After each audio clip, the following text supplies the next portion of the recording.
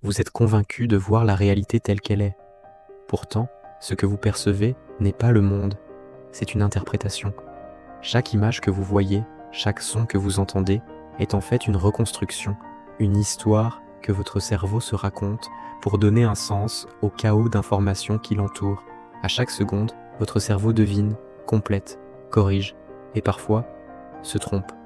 Il agit comme un réalisateur de films ultra efficace, coupant les scènes inutiles, ajoutant des effets spéciaux et créant une narration cohérente à partir de bribes de données sensorielles.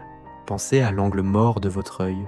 Vous ne le remarquez jamais, car votre cerveau comble le vide en permanence, inventant l'information manquante pour préserver une image stable et complète.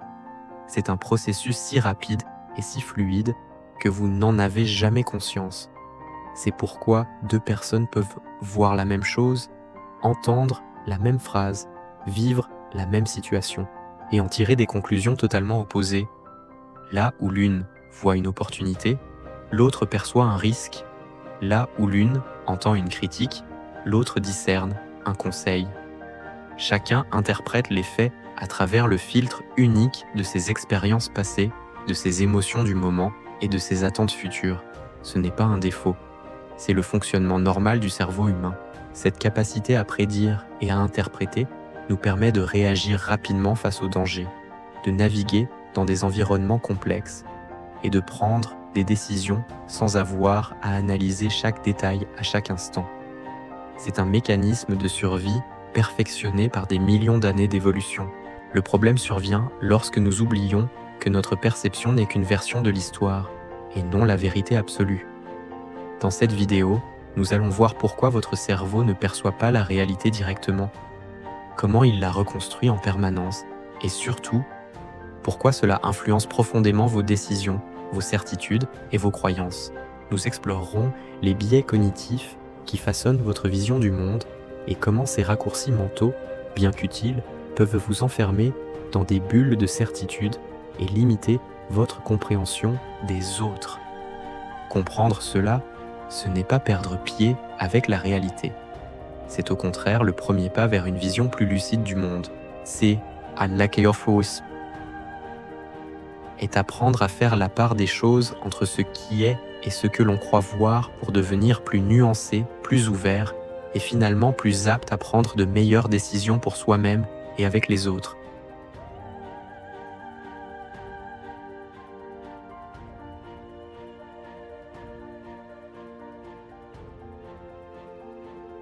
Savez-vous que ce que vous voyez, entendez et ressentez en ce moment même n'est pas la réalité ?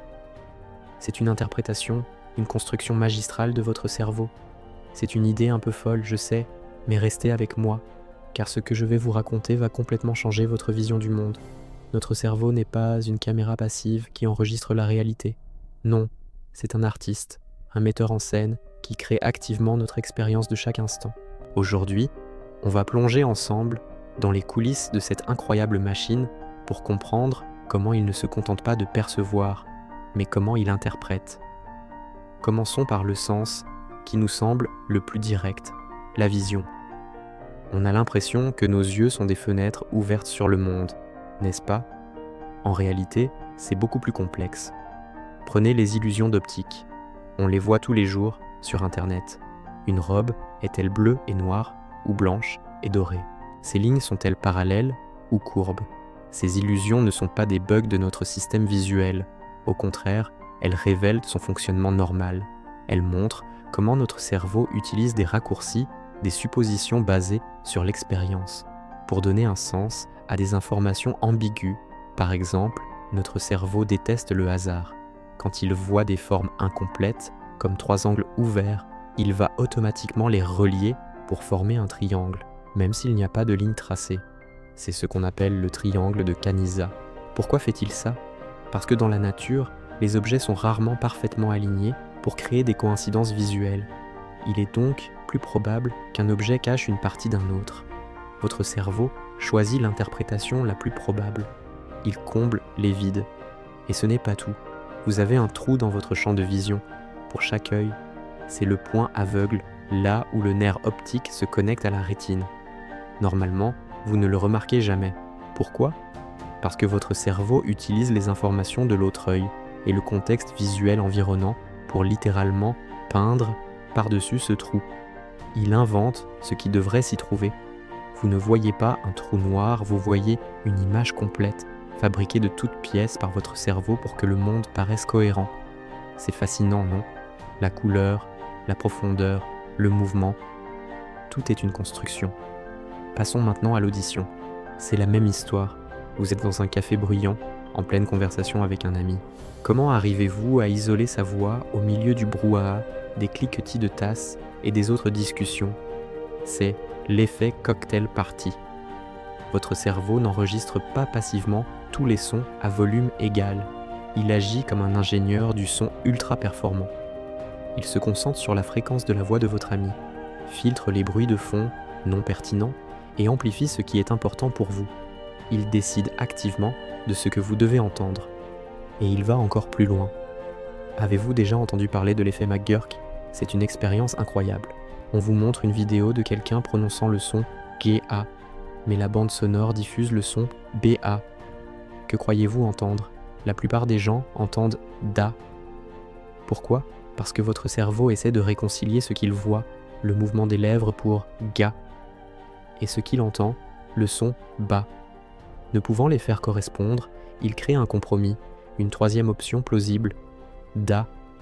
Cela prouve que ce que vous entendez est directement influencé par ce que vous voyez. L'audition n'est pas pure, elle est multimodale, une fusion d'informations sensorielles. Même le langage est une interprétation. Quand quelqu'un parle, les sons ne sont pas des mots bien découpés. C'est un flux continu. C'est votre cerveau qui, grâce à sa connaissance de la langue, segmente ce flux en mots, en phrases, et leur donne un sens. C'est pour ça qu'une langue étrangère, qu'on ne connaît pas, nous semble n'être qu'un flot de bruit incompréhensible. Notre cerveau n'a pas les clés pour l'interpréter. Maintenant, parlons des sensations, du toucher. Imaginez que vous caressez un chat. Vous sentez la douceur de son pelage, mais cette sensation de douceur n'existe pas dans le poil du chat. C'est une interprétation de votre cerveau basée sur la pression, la texture et la température détectées par les récepteurs de votre peau.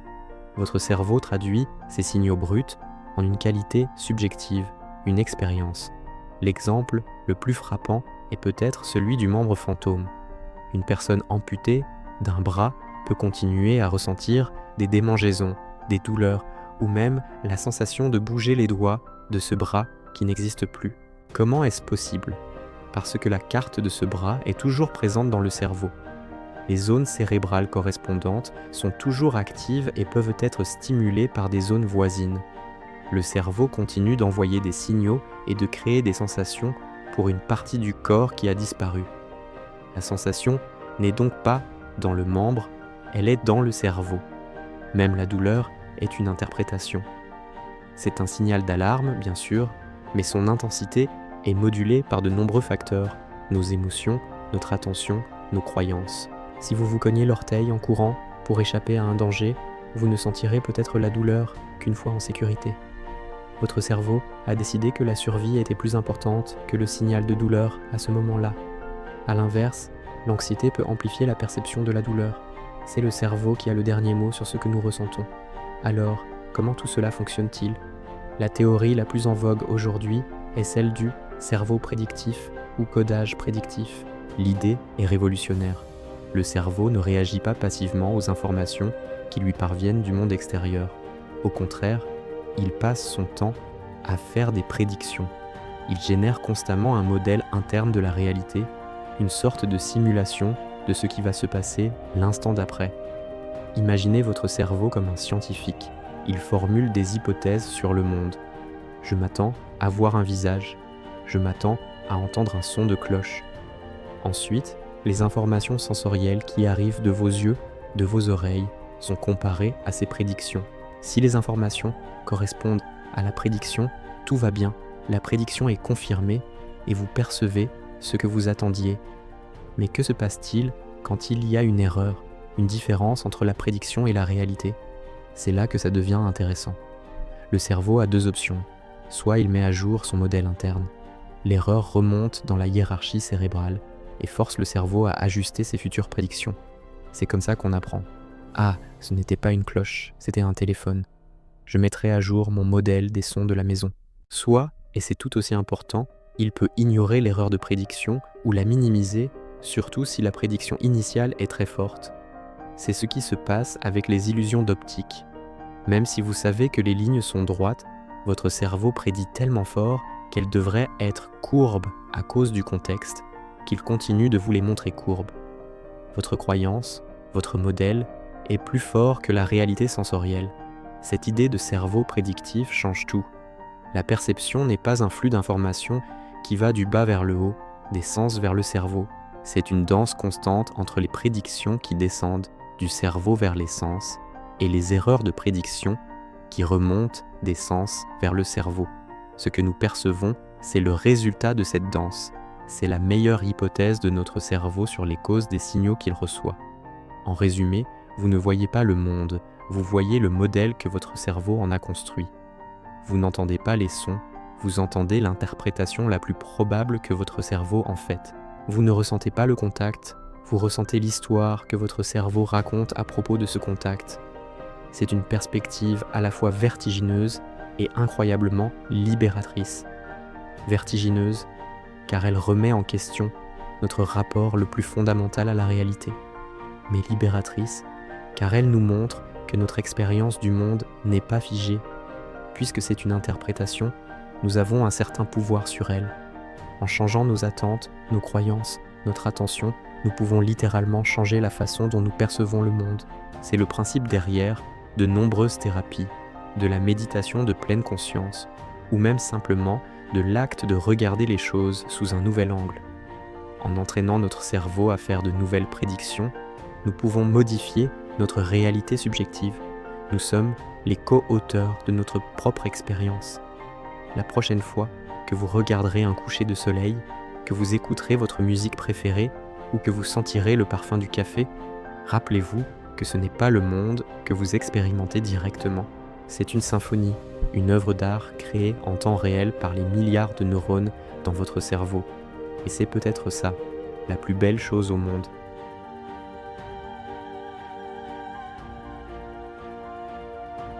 Avez-vous déjà eu l'impression que vos yeux vous jouaient à des tours? Vous voyez des choses qui bougent alors qu'elles sont immobiles, ou des couleurs qui n'existent pas vraiment? Rassurez-vous, vous n'êtes pas seul, et ce n'est absolument pas un bug de votre cerveau.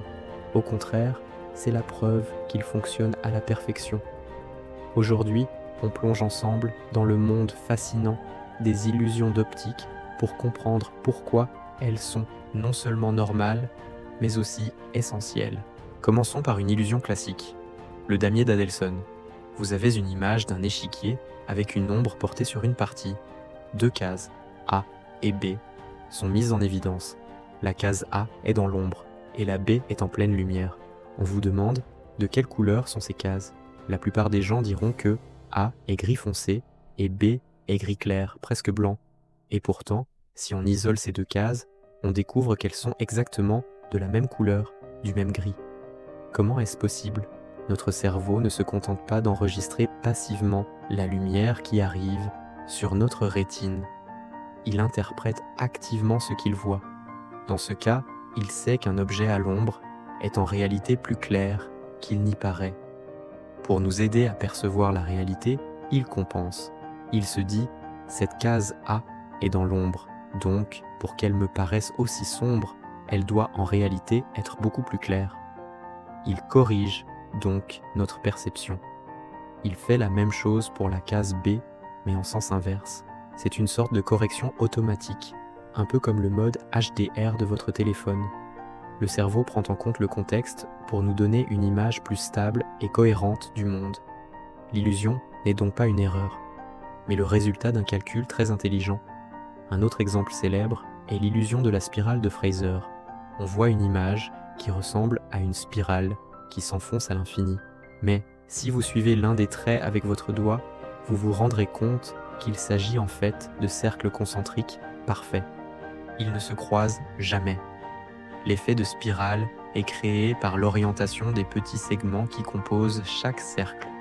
Ces segments inclinés trompent notre cerveau qui essaie de trouver un chemin continu. Il interprète ces petites inclinaisons comme une direction globale, créant ainsi une spirale là où il n'y en a pas. C'est un raccourci mental. Pour traiter rapidement l'énorme quantité d'informations visuelles qu'il reçoit, notre cerveau utilise des heuristiques, des règles simples et rapides. La plupart du temps, ça marche très bien, mais parfois, ces raccourcis le conduisent à des conclusions erronées, et c'est ce qui crée l'illusion. Et que dire des illusions de mouvement? Vous avez sûrement déjà vu ces images statiques qui semblent onduler ou tourner. L'illusion du serpent tournant en est un parfait exemple. Des cercles de différentes couleurs sont agencés de telle manière que notre cerveau perçoit un mouvement de rotation. Cela est dû à la façon dont nos neurones, spécialisés dans la détection du mouvement, interagissent. La disposition spécifique des contrastes et des couleurs active ces neurones de manière séquentielle, exactement comme le ferait un vrai mouvement. Votre cerveau interprète donc ce signal comme un déplacement. Il ne s'agit pas d'une hallucination, mais d'une surinterprétation d'un signal visuel complexe. Alors, d'où vient tout ça? Pour le comprendre, il faut faire un petit tour dans notre cerveau. Le processus de la vision est incroyablement complexe. Ça commence dans l'œil, sur la rétine, où la lumière est convertie en signaux électriques. Mais ce n'est que le début.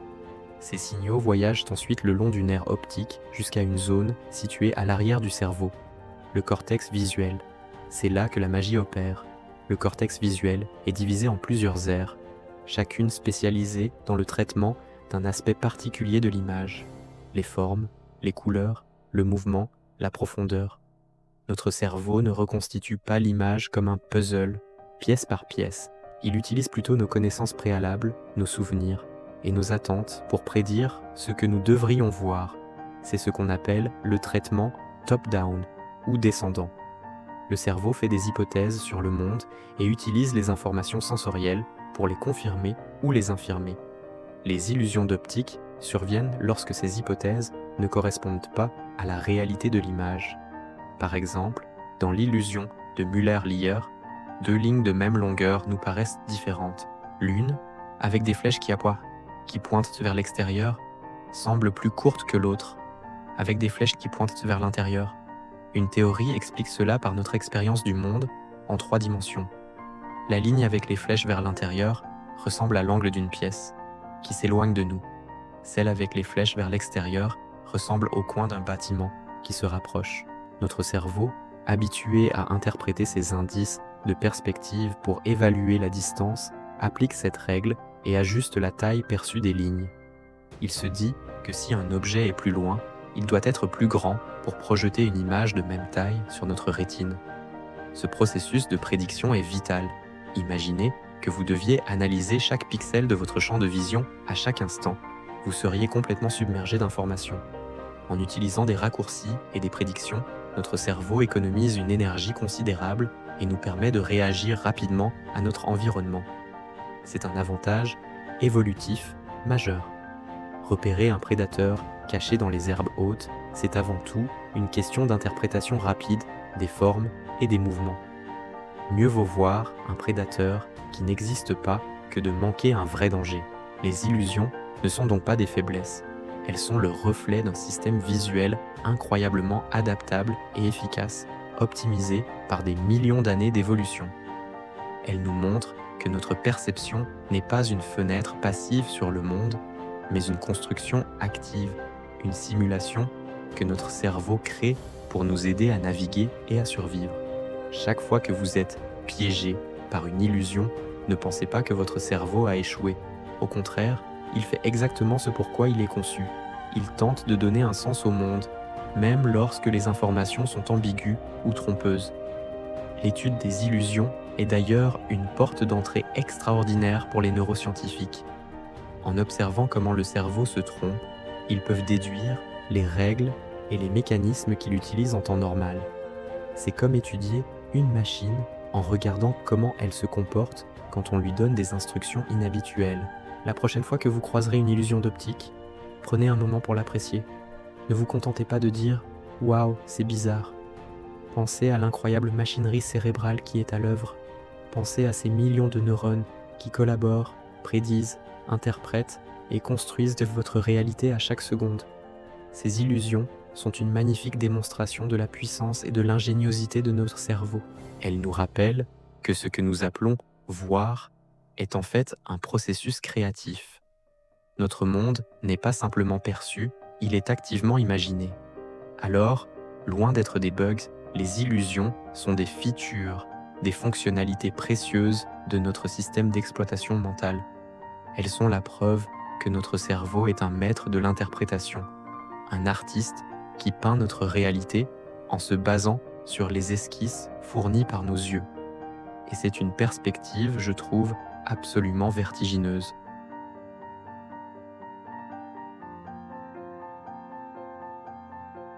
Vous est-il déjà arrivé d'être absolument certain de quelque chose pour finalement découvrir que vous aviez tort? Rassurez-vous, vous n'êtes pas seul. C'est un phénomène courant, ancré dans ce que l'on appelle les biais cognitifs. Ces biais sont des sortes de raccourcis mentaux que notre esprit utilise pour traiter l'information plus rapidement. Imaginez que votre cerveau est un processeur ultra puissant qui doit gérer des milliards de données chaque seconde. Pour ne pas surchauffer, il crée des schémas, des simplifications.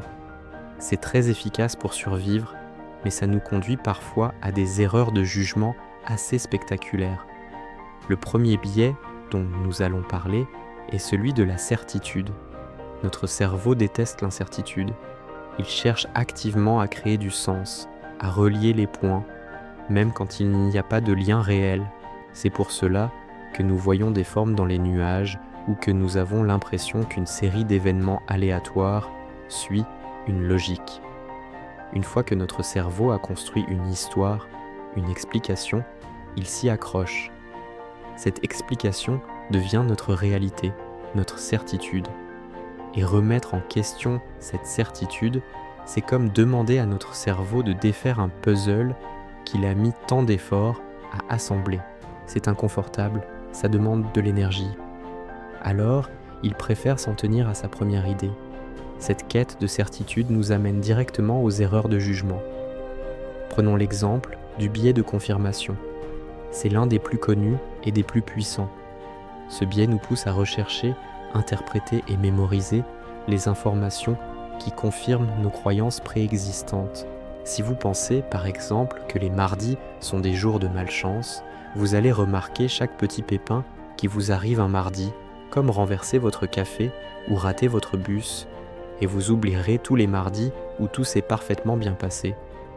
Votre cerveau ne cherche pas la vérité objective, il cherche à avoir raison. Il filtre la réalité pour qu'elle corresponde à votre carte du monde. Pensez au débat en ligne. Avez-vous déjà vu quelqu'un changer d'avis après qu'on lui ait présenté des faits contraires à ses opinions? C'est extrêmement rare. La plupart du temps, chacun campe sur ses positions, en brandissant les preuves qui l'arrangent et en ignorant celles qui le dérangent. C'est le biais de confirmation en action. Ce n'est pas de la malhonnêteté, c'est un mécanisme cognitif profondément ancré. Nous protégeons notre vision du monde car elle fait partie de notre identité. Un autre exemple d'erreur de jugement est l'heuristique de disponibilité. Notre cerveau juge la probabilité d'un événement en fonction de la facilité avec laquelle des exemples nous viennent à l'esprit.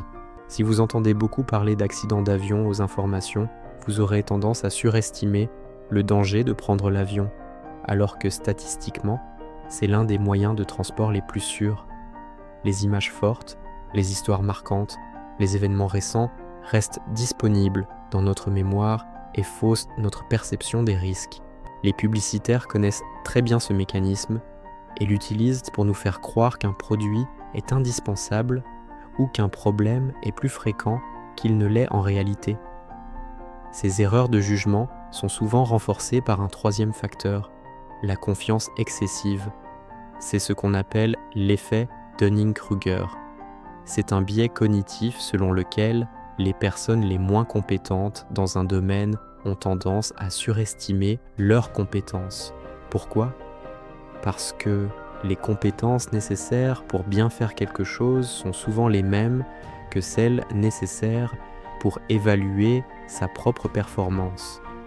Si vous ne connaissez rien à la musique, Vous pourriez jouer 3 notes à la guitare et penser que ça sonne plutôt bien. Un musicien expérimenté, lui, entendra toutes les imperfections. Moins on en sait, moins on est conscient de l'étendue de notre ignorance. Cela mène à une confiance en soi paradoxale. À l'inverse, les experts, qui sont conscients de la complexité et des nuances de leur domaine, ont parfois tendance à sous-estimer leurs propres compétences. Ils savent tout ce qu'il leur reste à apprendre. Cette confiance excessive nous rend vulnérables. Elle nous empêche de nous remettre en question, de chercher des avis différents, d'apprendre de nos erreurs. On croit savoir, donc on ne cherche plus à savoir. On fonce tête baissée, persuadé d'avoir raison, et c'est souvent là que les problèmes commencent. Alors, comment lutter contre ces mécanismes qui semblent nous contrôler? La première étape, c'est celle que vous êtes en train de franchir en regardant cette vidéo, la prise de conscience. Savoir que ces biais existent est le premier pas pour les déjouer. Ensuite, il faut cultiver l'humilité intellectuelle. Accepter l'idée que l'on peut avoir tort, que notre perception de la réalité est subjective et filtrée. Une technique concrète est de jouer consciemment à l'avocat du diable. Quand vous avez une opinion forte sur un sujet, forcez-vous à chercher activement des arguments qui vont à l'encontre de cette opinion. Essayez de comprendre sincèrement le point de vue opposé, non pas pour changer d'avis à tout prix, mais pour nuancer votre propre pensée et sortir de la bulle du biais de confirmation. Une autre stratégie est de ralentir. Les biais cognitifs sont des raccourcis conçus pour la pensée rapide et intuitive. Quand vous faites face à une décision importante, prenez le temps de la réflexion. Posez les choses par écrit. Analysez les différentes options. Demandez conseil à des personnes qui ne pensent même pas forcément comme vous. En passant du mode pilote automatique au mode de pensée analytique, vous donnez une chance à votre raison de contourner ces pièges mentaux. Par exemple, avant de faire un achat impulsif, imposez-vous une règle de 24 heures. Si l'envie est toujours là le lendemain, après une nuit de sommeil, la décision sera plus réfléchie. Entourez-vous de diversité. Si toutes les personnes de votre entourage pensent exactement comme vous vivez dans une chambre d'écho qui ne fait que renforcer vos biais. La confrontation à des idées différentes est inconfortable, mais elle est essentielle pour grandir et affiner sa pensée. Enfin, souvenez-vous que le but n'est pas d'éliminer totalement les biais cognitifs. C'est impossible, et ce n'est même pas souhaitable, car ils sont aussi utiles. Le but est d'apprendre à les reconnaître, à comprendre leur influence sur nos jugements, et à développer des stratégies pour les modérer quand les enjeux sont importants. C'est un travail de longue haleine, une sorte d'hygiène mentale à pratiquer au quotidien. En devenant plus conscients de nos propres limites cognitives, nous devenons non seulement de meilleurs penseurs, mais aussi des personnes plus ouvertes, plus empathiques et plus à même de naviguer dans la complexité du monde.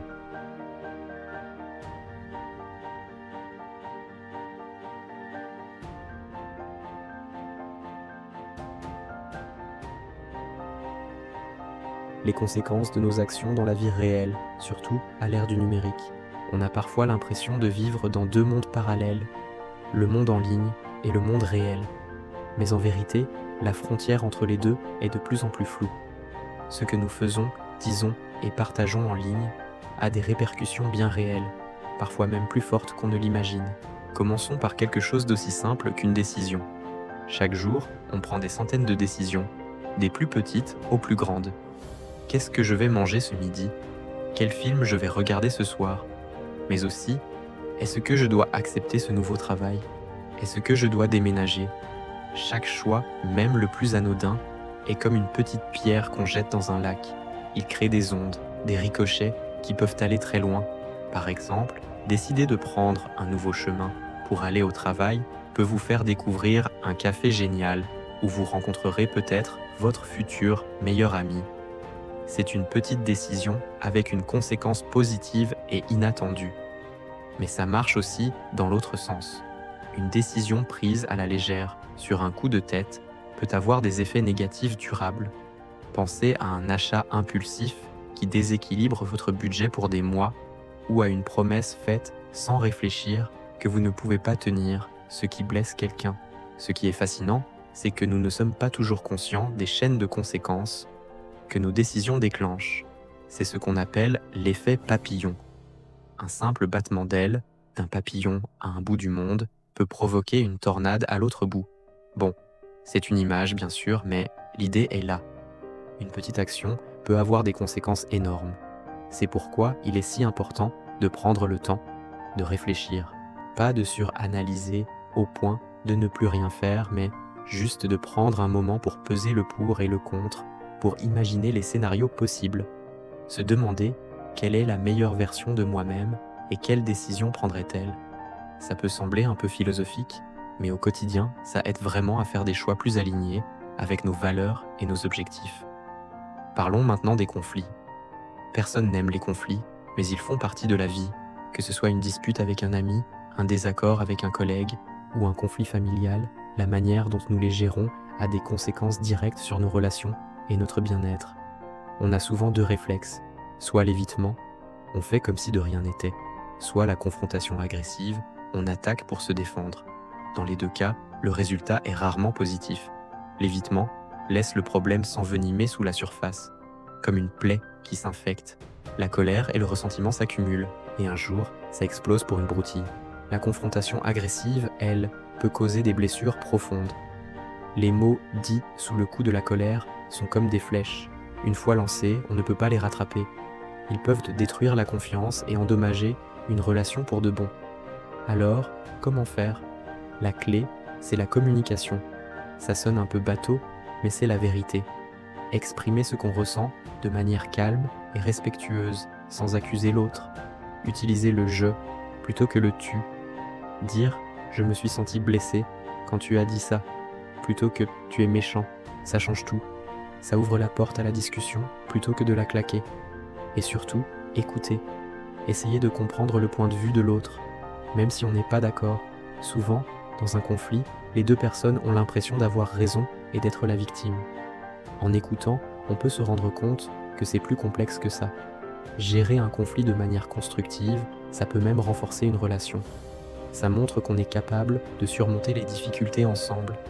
La conséquence réelle, c'est une relation plus solide et plus authentique. Et maintenant, un sujet brûlant d'actualité, la désinformation. Avec Internet et les réseaux sociaux, on est bombardé d'informations à longueur de journée. C'est génial, on a accès à un savoir infini. Mais le problème, c'est que tout et n'importe quoi circule. Les fausses nouvelles, les théories du complot, les images manipulées, c'est ce qu'on appelle la désinformation.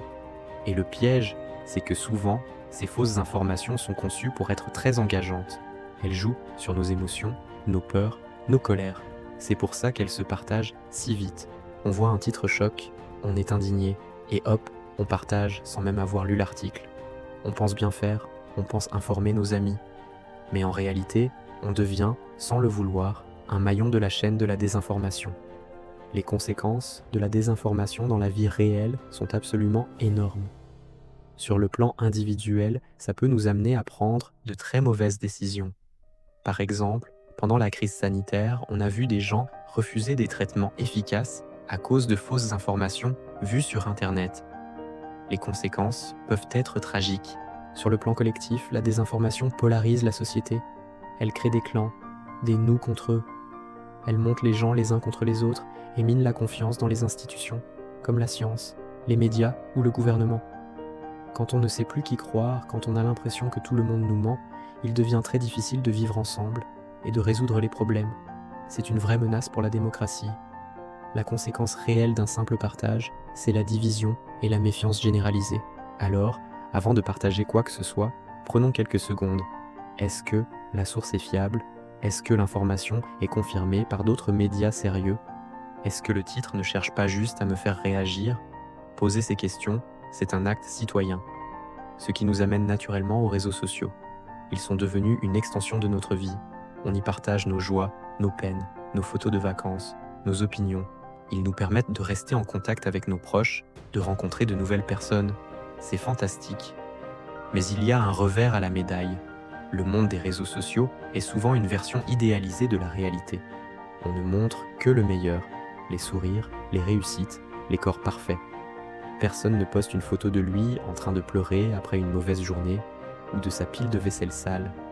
Cette vitrine parfaite peut avoir des conséquences bien réelles sur notre santé mentale. On se compare constamment aux autres.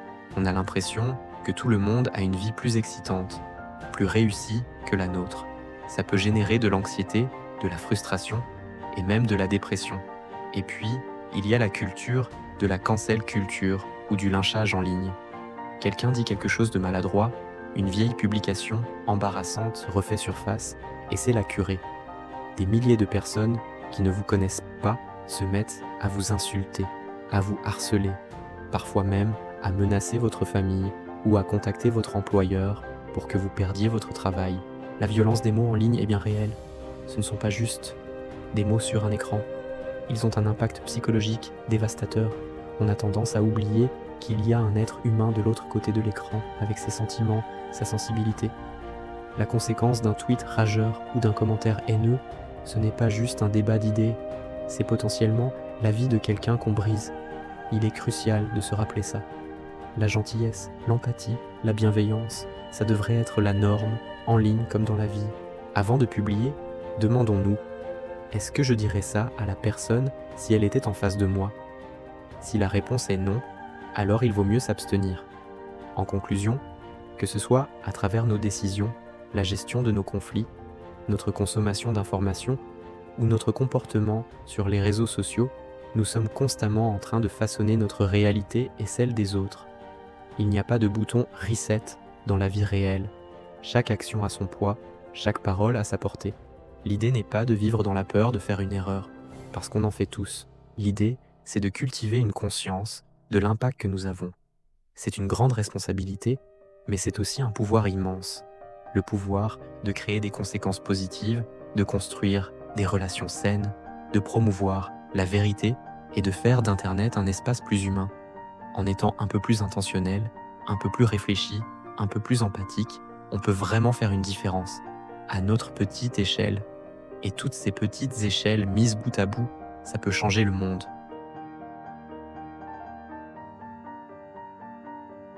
Peut-on vraiment voir plus clair? Dans un monde où l'information fuse de partout, où tout le monde a un avis sur tout, comment on fait pour démêler le vrai du faux, pour se forger sa propre opinion sans se laisser noyer? C'est ce qu'on va explorer ensemble. Vous êtes prêts? Alors c'est parti. Pour commencer, parlons d'un super pouvoir que nous possédons tous, mais qu'on n'utilise pas toujours à son plein potentiel, l'esprit critique. L'esprit critique, ce n'est pas critiquer pour critiquer. Ce n'est pas être négatif ou cynique en permanence. Non, c'est beaucoup plus subtil et puissant que ça. C'est la capacité d'analyser une information, de se poser les bonnes questions avant de l'accepter comme une vérité. Qui parle? Pourquoi cette personne dit ça maintenant? Quelles sont ses sources? Est-ce que les arguments tiennent la route? C'est un peu comme devenir le détective de sa propre pensée. Prenez les réseaux sociaux par exemple. On voit passer un titre choc, une affirmation incroyable. Le premier réflexe, souvent, c'est de réagir émotionnellement. On est indigné, ravi, choqué, et on partage. L'esprit critique, c'est justement cette petite pause avant le clic. C'est se dire « Attends une seconde, d'où vient cette info? Est-ce que j'ai vérifié sur d'autres sources, de préférence, des sources fiables et reconnues ?» Souvent, un simple détour par un moteur de recherche permet de se rendre compte que l'information est sortie de son contexte, qu'elle est datée ou carrément fausse. Activer son esprit critique, c'est se protéger de la manipulation et de la désinformation. C'est un acte d'hygiène mentale, en quelque sorte. C'est décider de ne pas être une simple éponge qui absorbe tout, mais un filtre intelligent qui trie et analyse. Et ça nous amène directement au deuxième pilier pour voir plus clair, le doute sain. Attention, je ne parle pas du doute qui paralyse, celui qui nous fait tout remettre en question au point de ne plus rien croire et de sombrer dans le complotisme. Non, je parle du doute cartésien, le doute méthodique, celui qui dit « ce que j'entends est intéressant, mais je vais suspendre mon jugement le temps de vérifier ». C'est une posture d'humilité intellectuelle, c'est accepter qu'on ne sait pas tout et que nos premières impressions peuvent être trompeuses. Le doute sain, c'est le meilleur ami de l'esprit critique. Quand quelqu'un vous présente une solution miracle à un problème complexe, que ce soit en politique, en santé ou en développement personnel, le doute sain devrait s'allumer comme un petit voyant rouge. Les choses sont rarement aussi simples. Les vraies solutions demandent souvent de la nuance, des efforts et tiennent compte de nombreux facteurs. Le doute sain, c'est ce qui nous pousse à creuser, à chercher les nuances, à écouter les avis contraires. Au lieu de se contenter de la surface confortable d'une affirmation, on plonge dans la complexité du réel. C'est plus exigeant, c'est vrai, mais c'est tellement plus enrichissant. C'est la différence entre avaler un plat préparé sans réfléchir et apprendre à cuisiner soi-même en comprenant chaque ingrédient. Douter sainement, c'est aussi douter de soi-même. Nos propres croyances, nos certitudes, d'où viennent-elles? Est-ce qu'on les a construites sur des faits solides? Ou est-ce qu'on les a héritées de notre entourage, de notre éducation, sans jamais les questionner? Cet exercice d'introspection est fondamental. C'est se demander « et si je me trompais? Et si l'autre, celui qui ne pense pas comme moi, avait des arguments valables que je n'ai pas encore considérés ?» Cette ouverture d'esprit est la clé pour évoluer et affiner sa pensée. Sans ce doute sain, on reste enfermé dans sa propre bulle de certitude, ce qu'on appelle la chambre d'écho, et on devient incapable de comprendre le monde dans sa diversité. Ce qui nous conduit au troisième point, peut-être le plus difficile, mais aussi le plus libérateur, comprendre et accepter ses propres limites. On aimerait tous être des experts en tout, avoir une opinion éclairée sur l'économie mondiale, la physique quantique et la dernière réforme des retraites. Mais la réalité, c'est que c'est impossible. Notre cerveau, aussi formidable soit-il, a des limites, et il est plein de biais cognitifs, ces petits raccourcis mentaux qui nous font tirer des conclusions hâtives et souvent erronées. Le plus célèbre, c'est le biais de confirmation. C'est notre tendance naturelle à chercher, interpréter et retenir les informations qui confirment nos croyances existantes et à ignorer celles qui les contredisent. Si vous êtes convaincu que le café est bon pour la santé, vous allez remarquer tous les articles qui vont dans ce sens et balayer d'un revers de la main ceux qui disent le contraire. Connaître ce biais, c'est déjà un premier pas pour le combattre. C'est se forcer à lire l'article qui nous dérange, à écouter l'argument qui nous heurte. Comprendre ses limites, c'est aussi reconnaître qu'on n'est pas compétent dans tous les domaines. Sur un sujet médical complexe, mon opinion de non-médecin a très peu de valeur face au consensus scientifique des experts du domaine. Accepter ça, ce n'est pas un signe de faiblesse, c'est un signe d'intelligence. C'est savoir faire confiance à l'expertise construite sur des années d'études et de pratiques, tout en gardant son esprit critique, bien sûr. C'est savoir dire « sur ce sujet, je ne sais pas assez de choses pour avoir un avis tranché. Je vais écouter ceux qui savent. » Cette humilité est essentielle pour voir plus clair. Elle nous évite de tomber dans l'effet Dunning-Kruger, ce biais qui fait que les moins compétents dans un domaine sont souvent ceux qui surestiment le plus leurs compétences. Alors, pour résumer, comment fait-on pour voir plus clair? Premièrement, on active son esprit critique comme un muscle tous les jours. On se pose des questions, on vérifie les sources, on ne prend rien pour argent comptant. Deuxièmement, on cultive un doute sain, on suspend son jugement, on cherche la nuance et on est prêt à remettre en question ses propres certitudes. Et troisièmement, on accepte avec humilité nos propres limites cognitives et notre manque d'expertise dans certains domaines. On apprend à reconnaître nos biais et à faire confiance aux experts compétents. Voir plus clair, ce n'est pas un état qu'on atteint une bonne fois pour toutes, c'est un processus, un cheminement constant qui demande de la curiosité, de l'effort et de l'humilité. Ce n'est pas la voie la plus facile, c'est certain. Il est bien plus confortable de rester dans ses certitudes et de diaboliser ceux qui ne pensent pas comme nous. Mais c'est une voie tellement plus gratifiante, c'est la voie qui mène à une meilleure compréhension de soi, des autres et du monde complexe et fascinant dans lequel on vit. C'est un voyage qui vaut vraiment la peine d'être entrepris.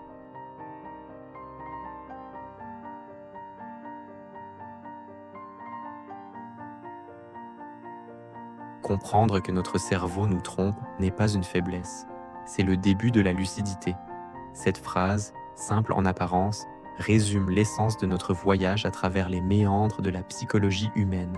Nous avons exploré ensemble les multiples facettes de notre esprit, ses mécanismes inconscients, ses biais cognitifs et ses raccourcis mentaux qui, bien que souvent utiles, peuvent que nous conduire sur de fausses pistes. Nous avons vu comment nos perceptions sont filtrées comment nos souvenirs sont reconstruits et comment nos émotions peuvent colorer notre jugement de manière si subtile que nous ne nous en apercevons même pas. Admettre cette réalité n'est pas un aveu d'impuissance. Au contraire, c'est un acte de courage intellectuel et la première étape vers une maîtrise plus profonde de soi. C'est en reconnaissant les limites de notre propre instrument de pensée que nous commençons véritablement à penser par nous-mêmes. Le cerveau, cet organe extraordinaire, est le produit de millions d'années d'évolution. Son objectif premier n'a jamais été la recherche de la vérité absolue, mais la survie. Il a développé des stratégies pour prendre des décisions rapides, pour identifier des modèles, pour économiser de l'énergie. Le biais de confirmation, qui nous pousse à chercher les informations qui valident nos croyances existantes, nous protégeait autrefois en renforçant la cohésion du groupe. L'heuristique de disponibilité, qui nous fait surévaluer l'importance des informations qui nous viennent facilement à l'esprit, nous aidait à réagir vite face à un danger immédiat et mémorable. Ces mécanismes sont toujours à l'œuvre aujourd'hui, mais dans un monde infiniment plus complexe, ils peuvent devenir des pièges. Ils nous rendent vulnérables à la désinformation, entretiennent nos préjugés et limitent notre capacité à envisager des perspectives différentes. Le véritable défi n'est donc pas de vouloir éliminer ces biais, ce qui serait impossible, mais d'apprendre à les identifier en nous-mêmes et chez les autres. Cette prise de conscience est une libération.